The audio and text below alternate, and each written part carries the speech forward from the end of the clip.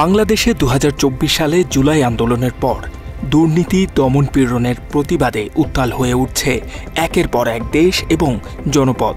দিকে দিকে ছড়িয়ে পড়েছে বাংলাদেশের জুলাই আন্দোলনের আবু সাইদ মুগ্ধর মতো লাখো তরুণ। বুক চিতিয়ে দাঁড়াচ্ছে সরকারি বাহিনীর বুলেটের সামনে। একইভাবে এবার জেনজিদের বিক্ষোভের দাবানল ছড়িয়ে পড়েছে নেপালে। দেশটির সংসদ ভবনের সামনে গিয়ে তুমুল ভাঙচুর চালিয়েছে ছাত্র জনতা। সোমবার নেপালে সামাজিক যোগাযোগ মাধ্যম বন্ধের প্রতিবাদ ও দুর্নীতির বিরুদ্ধে কাঠমান্ডুতে বিক্ষোভ করেছে তরুণ প্রজন্ম।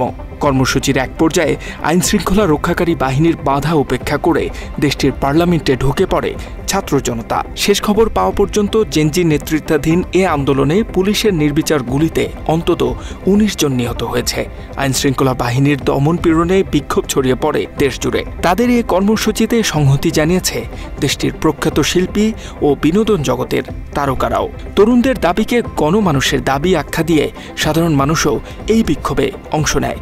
এরই মধ্যে চাপের মুখে দাবি মেনে নেয়ার কথা ভাবছে সরকার। মাত্র ৩০% টাকায় জমির মালিক হয়ে নতুন বাংলাদেশের গড়ে তোলার স্বপ্ন দেখা বাংলা বসতি। নেপালের সংবাদ মাধ্যম কাঠমান্ডু পোস্টের প্রতিবেদনে বলা হয়, সামাজিক যোগাযোগ মাধ্যম বন্ধের প্রতিবাদ ও সরকারি দুর্নীতি বন্ধের দাবিতে শুরু হওয়া বিক্ষোভ রাজধানী কাঠমান্ডু ছাড়াও পোখরা, বুটওয়াল, বিরাটনগর, নেপালগঞ্জ, ইটাহারি, দামাক সহ দেশটির বিভিন্ন শহরে ছড়িয়েছে। এ সময় জলকামান ব্যবহার ছাড়াও বিক্ষোভকারীদের লক্ষ্য করে গুলি ও টিয়ারশেল ছুড়েছে নিরাপত্তা বাহিনী। পরিস্থিতি নিয়ন্ত্রণে সেনা সদস্য মোতায়েনের পাশাপাশি রাজধানীতে কারফিউ জারি করেছে দেশটির সরকার। সোমবার সকাল ৯টা থেকে কাঠমান্ডুর মৈতিঘর এলাকায় জড়ো হয়ে বিক্ষোভ শুরু করে আন্দোলনকারীরা। দেশটিতে সরকারের দুর্নীতি ও নানা অনিয়মের বিরুদ্ধে সম্প্রতি নেপো কিড এবং নেপো বেবিজ নামে বিভিন্ন ধরনের হ্যাশট্যাগ ব্যবহার করে অনলাইনে পোস্ট করে আন্দোলনকারীরা। সরকার বিরোধী এসব হ্যাশট্যাগ অনলাইনে ব্যাপক ট্রেন্ডে পরিণত হয়।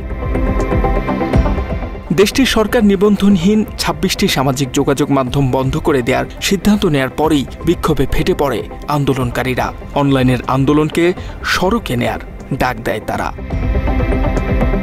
H A Mataullah, Bangla addition.